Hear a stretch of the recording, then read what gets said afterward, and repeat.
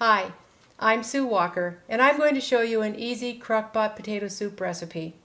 The ingredients are 1/2 cup of butter, 1 cup of diced celery, 1/2 cup of chopped onion, 6 cups of cubed potatoes, 1/2 cup of flour, 1/2 cup of cooked bacon bits, 3 cups of chicken broth, and 4 cups of cream. The first thing you do is take your butter, your diced celery, and your chopped onion. Place it in a pan and saute until the vegetables are tender. After your vegetables are sauteed, pour them into your crock pot. Now you add your potatoes and your bacon bits. Then take the 1/2 cup of flour and mix into your ingredients and mix it thoroughly.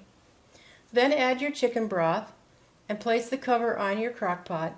Turn your crock pot on to high and let cook for 4 to 6 hours until your potatoes are tender. When your potatoes are tender, now you can add your cream. Stir it in and heat through.